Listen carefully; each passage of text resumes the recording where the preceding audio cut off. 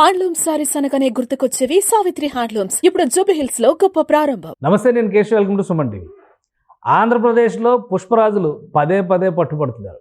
ఇటీవలి కాలంలో కొత్త ప్రభుత్వం ఏర్పడిన తర్వాత ఒకటి రెండు సందర్భాల్లో ఒకరిద్దరిని పట్టుకోవడం అనేది పరిపాటిగా మారింది. కానీ ఈసారి ఏకంగా ఒక గ్రూప్ని 19 మందిని ఎర్రచందనం దొంగల్ని దొంగిలించడానికి వెళుతున్నటువంటి ఒక పెద్ద బృందాన్ని, అడవుల్లో చెట్లు నరికివేత కోసం ప్రణాళిక చేసుకున్నటువంటి ఈ టీం మొత్తాన్ని కూడా పోలీసులు పట్టుకున్నారు. గతంలో ఎప్పుడూ లేదు, గత 5 ఏళ్లలో ఈ అంశాలపైన అసలు చర్చే జరగలేదు. అనూహ్యంగా కొత్త ప్రభుత్వం వచ్చిన తర్వాతే ఎర్రచందనం దొంగల పైన ఇంత దృష్టి పెడుతున్నటువంటి పరిస్థితి ఎందుకు వచ్చింది? యంత్రాంగంలో మార్పులు వచ్చినాయా? ప్రభుత్వ విధానంలో మార్పులు వచ్చినాయా? లేదా గతంలో ఉన్న చట్టానికి ఇప్పుడున్న చట్టానికి ఏమైనా తేడా ఉందా? ఈ అంశాన్ని విశ్లేషించేటువంటి ప్రయత్నం చేద్దాం. మనతో పాటు చంద్ర శ్రీనివాస్ గారు ఉన్నారు, పొలిటికల్ అనలిస్ట్. చంద్ర శ్రీనివాస్ గారు నమస్కారం. చాలా రోజుల నుంచి అసలు ఈ డిస్కషనే లేదు. కొత్త ప్రభుత్వం వచ్చి ఇంకా 3వ నెల కూడా కంప్లీట్ కాలేదు. 19 మందిని ఒకేసారి పట్టుకున్నారు. పవన్ కళ్యాణ్ గారు అన్నట్టుగా ఇప్పుడు విలన్లే సినిమాల్లో హీరోలు అవుతున్నారు, బయట జీవితంలో విలన్లే హీరోలు అవుతున్నారు అనేటువంటి టాపిక్ ఇక్కడ కనెక్ట్ చేయాల్సిన పరిస్థితి కనిపిస్తుంది. వీళ్ళంతా ఏదో ఒక సాహసయాత్రకు వెళ్తున్నట్టుగా ఆయుధాలు పెద్ద ఎత్తున, రంపాలు, ఇవన్నీ బరిసెలు, పెద్ద చిన్న తేడా లేకుండా, అంటే ఈ చిన్న మీన్స్ ఒక 17-18 ఏళ్ళు ఉన్న వయసున్న వాళ్ళ దగ్గర నుంచి ఒక పెద్ద బృందమే అడవిలోకి వెళ్తుంది. అది ఒక దండయాత్రకి వెళ్తున్నట్టుగా మొత్తం బృందాన్ని పట్టుకున్నారు. ఏంటి అసలు దీని వెనక? దీనికి ఎంత అద్దు ఆపు లేకుండా గత 5 సంవత్సరాలు జరిగినమాట వాస్తవం. ఎవరు అనుకున్నా అవుననుకున్నా కాదనుకున్నా. మీరు ఉపోద్ఘాతంలో స్టార్టింగ్లో చెప్పాడు పుష్పరాజులు భారీ ఎత్తున పట్టుబడ్డారని. నిజంగా సినిమాలో పుష్పరాజులు ఎర్రచందనాన్ని స్మగ్లింగ్ చేసేవాళ్ళు. ఒకేసారి 19 మంది పుష్పరాజులు పట్టుబడటం మనం చూస్తున్నాం స్క్రీన్ మీద కూడా. మామూలు విషయం కాదు. అంటే వీళ్ళకి ఒక రకమైన భయం అనేది ఇంతవరకు కలగల. అడ్డొస్తే అటవీ శాఖ అధికారులు కూడా ఆ గొడ్డలతో నరికేసేవాళ్ళు, కత్తులతో పొడిచేసేవాళ్ళు, తుపాకులు ఉంటే కాల్చేసేవాళ్ళు.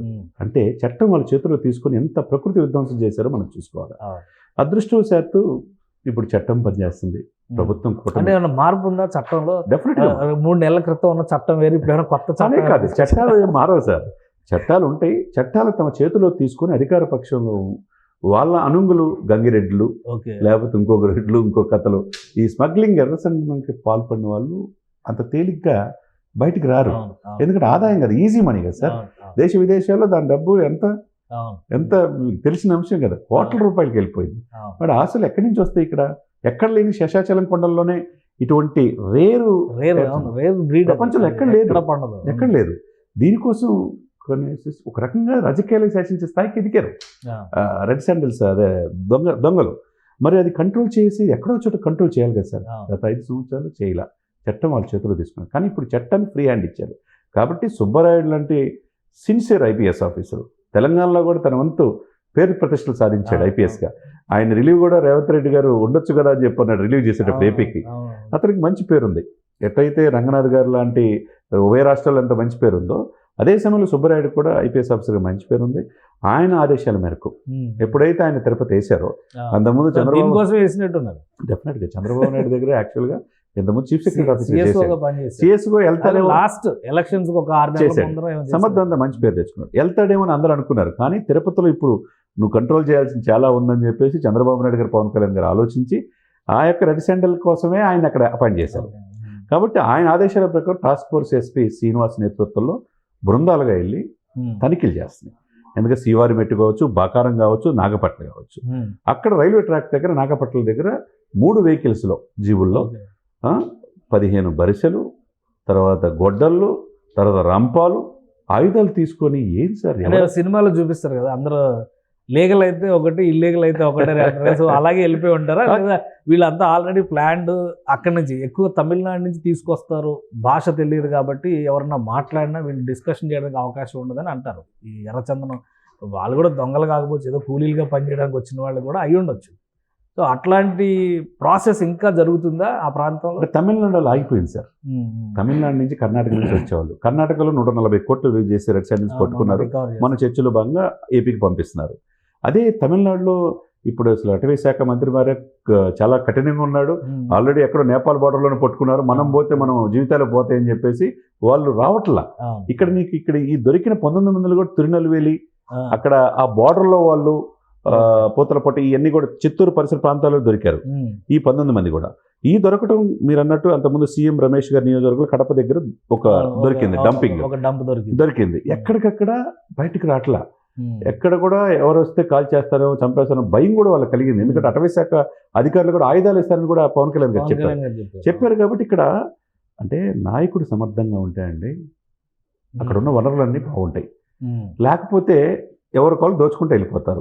ఇప్పుడు 19 మంది పుష్పరాజులు పట్టుకున్నారంటే ఈరోజు ఇంకా ఏ పుష్పరాజు అయినా ఆ యొక్క పచ్చడి ఎవరు ఇది ఆక్రమించాలంటే పచ్చడి అయితే ఒక ఇండికేషన్. ఒకటి ఏంటంటే గతంలో కూడా ఒక పాయింట్ ఉంది డిస్కషన్లో, చంద్రబాబు నాయుడు గారు సీఎం అవగానే శేషాచలం అడవులు అన్నింటినీ కూడా అక్కడ ఉన్న నేచర్ని, ముఖ్యంగా ఫ్లోరా అండ్ ఫ్యూనా అంటారు కదా, అక్కడ ఉన్నటువంటి అరుదైనటువంటి జీవజాలాన్ని బతికించాలంటే ఎర్రచందనం చాలా ఇంపార్టెంట్. అందుకని ఎర్రచందనం మొక్కలు విపరీతంగా పెంచేవాళ్ళు, ఇప్పుడు కూడా ఉన్నాయండి. సో ఆ పెంచిన తర్వాత నెక్స్ట్ వచ్చిన గవర్నమెంట్, ఈవెన్ రాజశేఖర రెడ్డి గారు ఉన్నప్పుడు కూడా సేమ్ ఇదే అపవాదం ఉంది, ఆయన ఉదాసీనంగా వ్యవహరిస్తున్నారు ఇలాంటి వాళ్ళ పట్ల.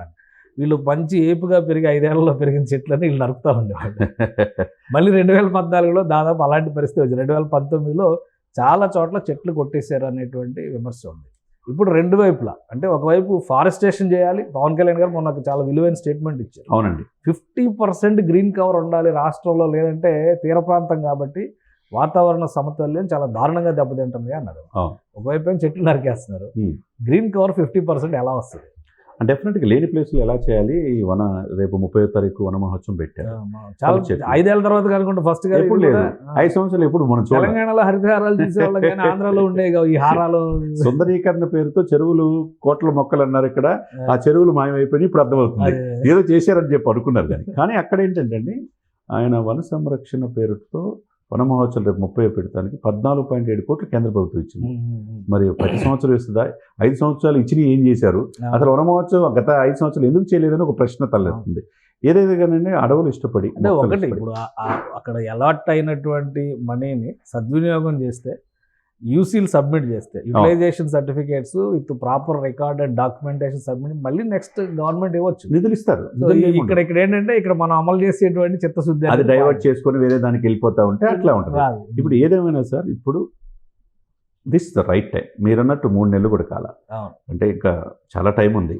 ఇంకా ఎక్కడ కూడా వీళ్ళు రెడ్ శాండిల్స్ కావచ్చు, ప్రకృతిని ఇబ్బంది గురి చేసి ఆక్రమించుకుంటే వాళ్ళు జైల్లోకి అనేది భయం అనేది కలిగింది.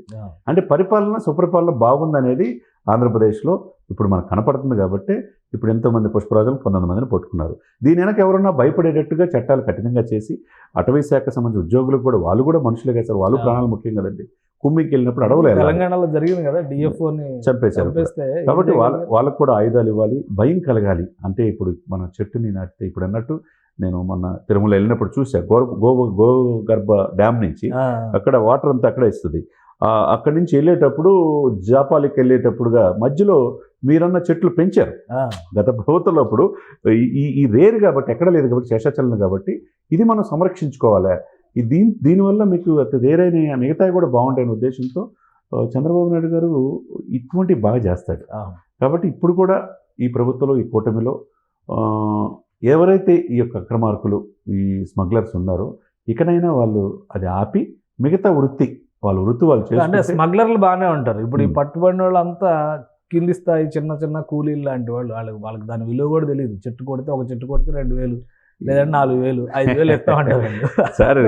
వీళ్ళని ఏం చేస్తారు? వీళ్ళ కౌన్సిలింగ్ ఏమైనా ఉంటుందా? లేదంటే డెఫినెట్గా అంటే విలువ తెలియదని ఎట్లా అనుకుంటారు సార్? పుష్ప సినిమా చూశారు కదా సార్, అందరికీ అవేర్నెస్ వచ్చింది కదా, ఎంత సంపాదించవచ్చు, ఏంది వచ్చి దాంట్లో ఎవరెవరు ఉన్నారు, దాంట్లో నిజమైన పాత్రలే పెట్టారు కదా సార్, అన్ని కూడా పాత్రలు పెట్టారు. సునీల్ యాక్షన్ అని చూశారు కదా, ఎంత ఆదాయంతో ఎంత సంపాదించవచ్చు, ఆర్థికంగా ఎదగొచ్చని చూపించారు. కాబట్టి అదేమో అమాయకులేం కాదు, వాళ్ళకు కూడా తెలుసు.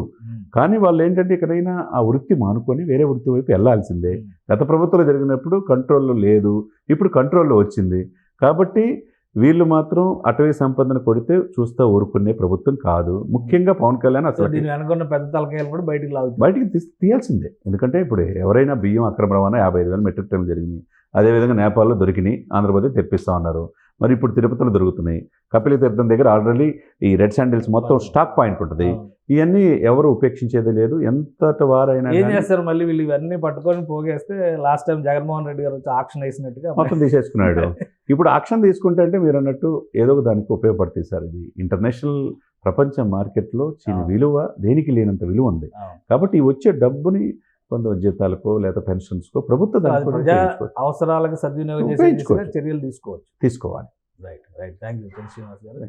ఇది చిత్తూరు జిల్లా, ముఖ్యంగా ఉమ్మడి చిత్తూరు జిల్లా పరిధిలో ప్రస్తుతం ఉన్నటువంటి తిరుపతి జిల్లా పరిసర ప్రాంతాల్లో మళ్ళీ ఎర్రచందనం దొంగల్ని కొట్టేటువంటి ప్రయత్నాలు చురుకుగా జరుగుతున్నాయి. వాటిపైన కట్టడి చేసేటువంటి వ్యూహాత్మకమైన ప్రణాళికని చిత్తూరు జిల్లా పోలీసులు అమలు చేస్తున్నారు. రాబోయేటువంటి రోజుల్లో దీనిపైన ఉక్కుపాదం మోపడం ఖచ్చితంగా కనిపిస్తోంది. మరోవైపు వన మహోత్సవాల పేరిట ఉప ముఖ్యమంత్రి ఇచ్చినటువంటి పిలుపు మేరకు ఈ ఏడాది మొదలు పెట్టబోయేటువంటి వన మహోత్సవాల్లో నాటిన చెట్లు రాబోయే 3-4 ఏళ్లలో ఏపుగా పెరిగి రాష్ట్రంలో గ్రీన్ కవర్ పెరగాలనేది ప్రభుత్వ సంకల్పంగా కనిపిస్తుంది. దానికి అనుగుణంగా ప్రణాళికలను కూడా అమలు చేయడానికి కొత్త ప్రభుత్వం సన్నద్ధమవుతుంది. ఇది special discussion. Keep watching. Suman టీవీలో మీ పర్సనల్ అండ్ బిజినెస్ ప్రమోషన్స్ కోసం కింది నెంబర్కి కాంటాక్ట్ చేయండి.